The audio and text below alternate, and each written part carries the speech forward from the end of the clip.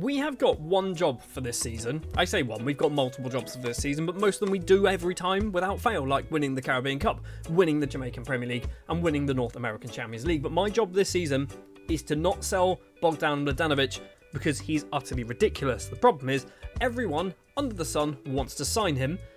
I'm hoping we can keep him for at least another full season. Get 2 full seasons under your belt, score a bucket load of goals, we should be fine. Also, his value's pretty high.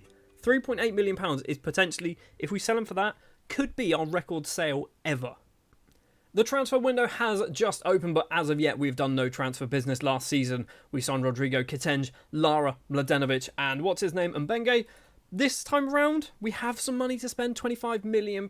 I mentioned last episode, or last season, should I say, about our loans and how we've got a load of money.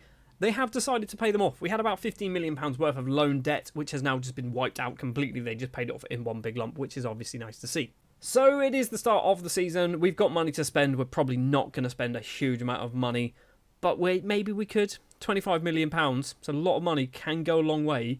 We don't need anyone. That's the problem. It doesn't mean we won't buy anyone, however. We've brought in 3 players.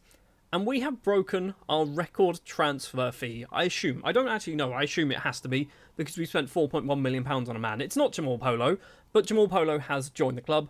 This one's a bit of an experiment, okay? He was available on a free transfer. His contract at Hearts of Oaks had ended. I could sign him on a free. The intention of signing Polo is to loan him out to other teams in Jamaica.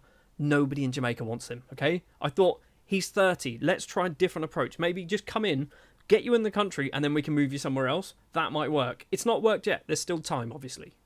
For £675,000, we've also signed Ernest Babatunde, an 18-year-old Nigerian right winger signed from Remo Stars in his native Nigeria. Obviously, one for the future. Hopefully, we'll get loaned out. Might get locked into the starting 11 for non-league games. Definitely not going to get registered, though, is he?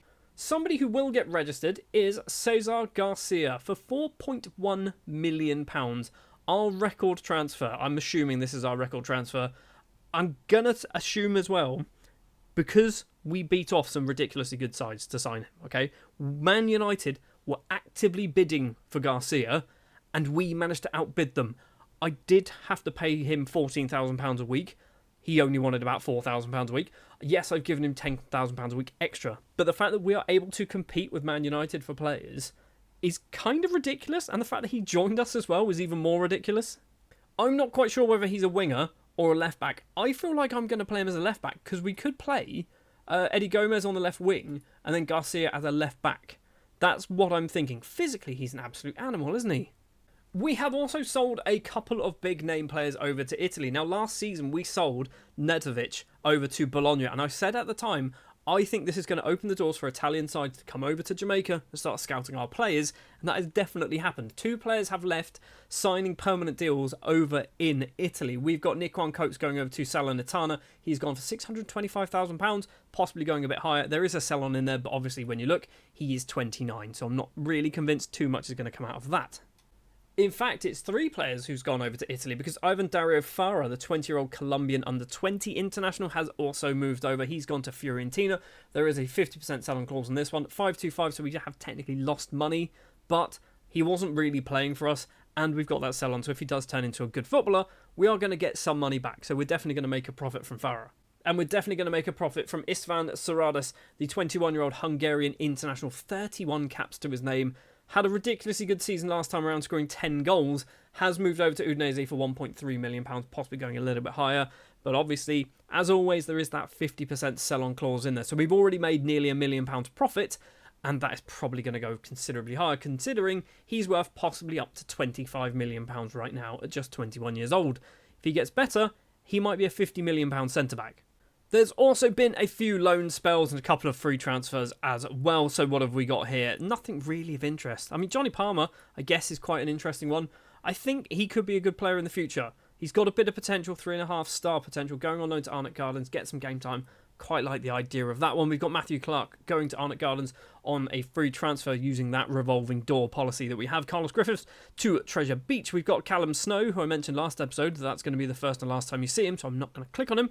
We've got Raylan Bennett. We've also got McIver. We've got Jennings. And we've got Malachi Kerr all leaving the club on loan spells. And Roy Stevens using the Mount Pleasant revolving door, sorry. He's gone there, obviously, gone into the under-21s for £37,000, which is a weirdly high amount of money, I think. So yeah, that is what has happened so far. We have managed to play a game in the Caribbean Cup, a 6-0 victory, this one, against Violet, and I think Babatunde scored a couple of goals on that, which is why he's got a nice little high rating of 10. Yes, he's got 2 goals. We've also got a Mladenovic hat-trick as well, and Aguiar also scoring. Taking a look at the tactics for the season, as you'd expect, we are locking in players who aren't registered for the Jamaican Premier League, which means Degus, Ketenge, Collier, Martinez, Aguiar, and Polo will be leading the line. Obviously, when they're able to play, they'll get dropped out because I don't think they're good enough to play for the Jamaican Premier League side anyway. So, when we get to kind of normal matches, it's fine. You know how this works. It's fine. We're like 27 seasons in. 2 other things to mention. First of all, Eduardo Gomez, who I said last season that he's good, but is he that good? I mean, he is good. Okay, he's definitely a very good footballer. We were having bids of £11 million. His value is £11 to £12 million. He's still wanted by some very big clubs. I say very big clubs. It's not. It's Al-Ain from, I'm going to say, Saudi Arabia, and a couple of loan spells, possibly to the MLS. But we had lots and lots of teams offering £11+ million for Eduardo Gomez that I was rejecting, and he was okay with it, which is a bit of a worry. And by worry, I mean it's a good thing, right? It's definitely a good thing. Also, we've managed to pick up an extra £2.3 million. And that is because Dimitri Gotin, a player who we sold decades ago, I think at this point, in 2041 to Al Okdood for £30,000. He's moved over to Montpellier for 4.4 million, possibly going up to 5.5 million. We've got 2.3 million pounds off of that. So that's a good bit of money for a player who we haven't seen in Jamaica for well over a decade at this point. We are also expanding our stadium by 7,468 seats, which I think is going to put us around 44,000 capacity. It's something we kind of need. We are filling up every single match. We are basically selling out constantly. We are going to hit a limit with Stuart Pearce Park at how big it can actually get. So we might get to a point where we're just kind of selling out every single week, and there's nothing we can do about it because the stadium is only 6 years old, and we might have already maxed out its capacity. Right then, time to jump forward to just after Christmas. The transfer window will be open. We'll be top of the table, and we will also be champions of the Caribbean once again.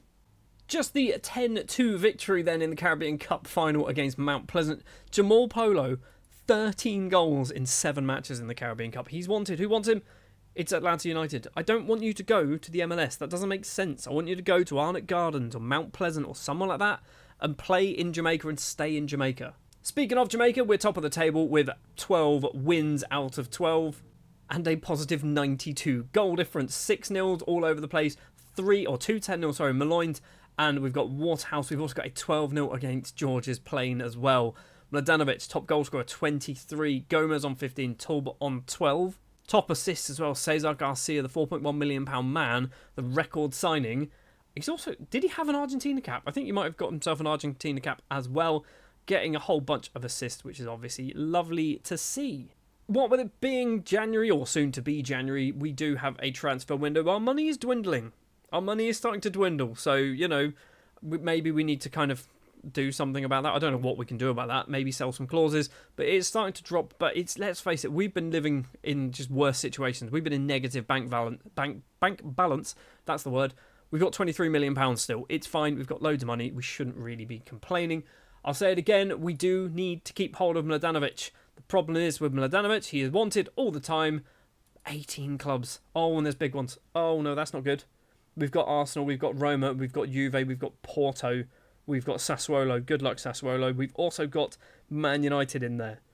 So, you've noticed I've ignored all the Middle Eastern sides because we're not selling to the Middle East. He is worth just £2.6 million. That's not a lot of money. I don't want to sell him. Unless we get ridiculous money, I don't want to sell him.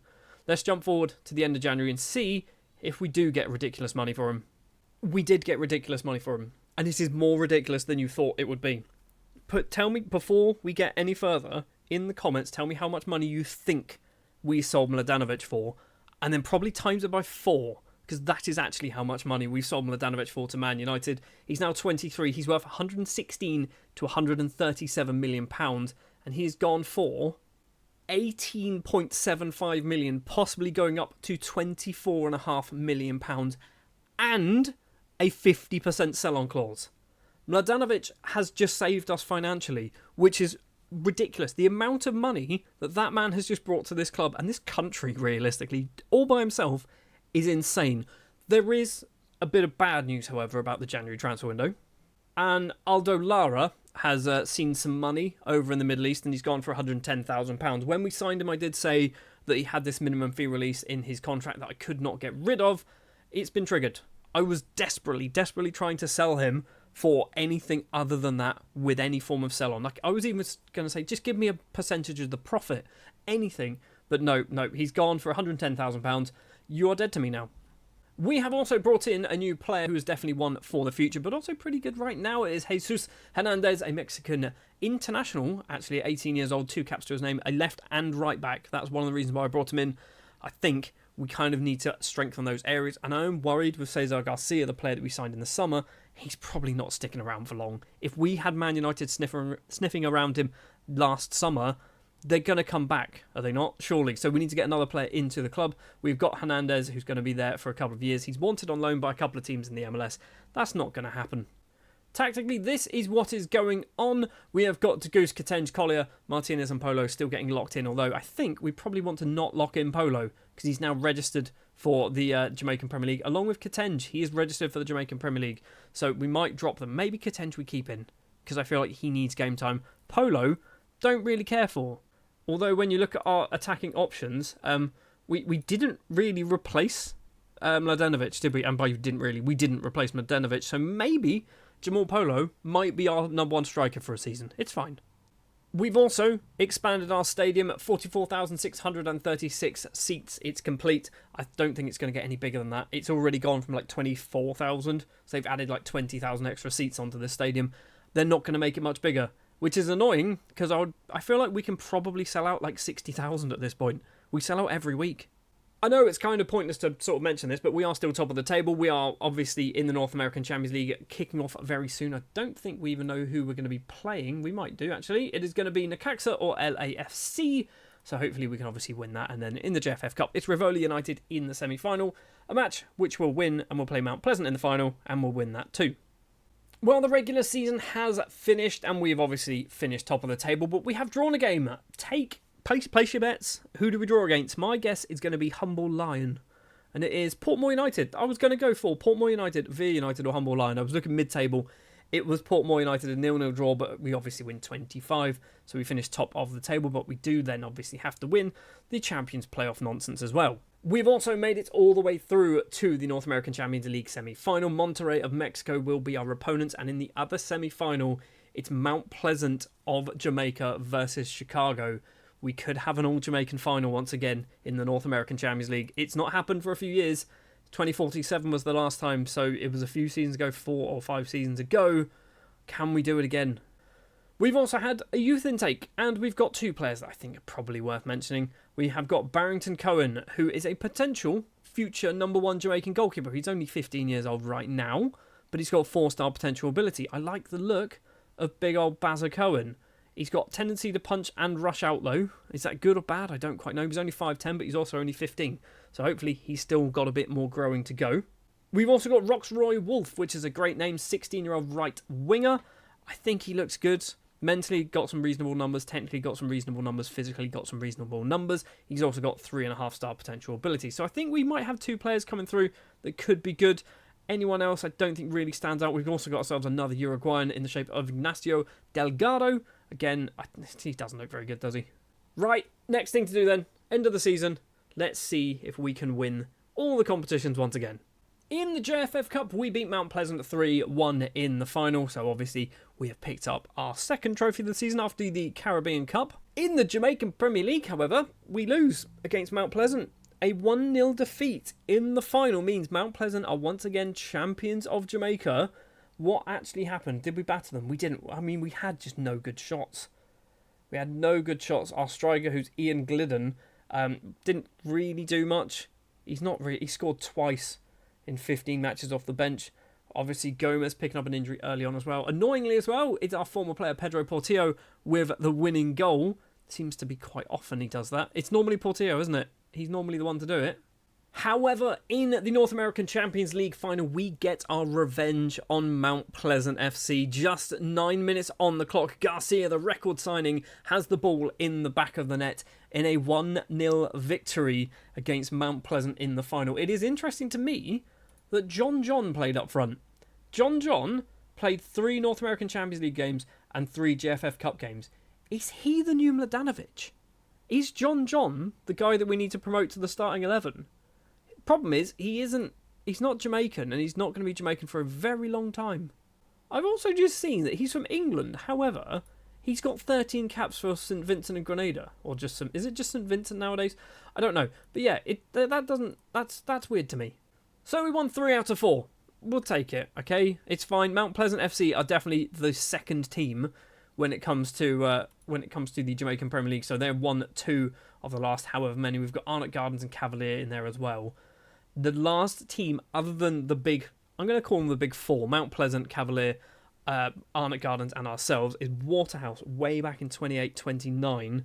And we also had VA United in 25-26, Waterhouse again in 23-24. So it's starting to kind of become a little bit of a top sort of 3 or 4 teams, isn't it? Which is good in a way.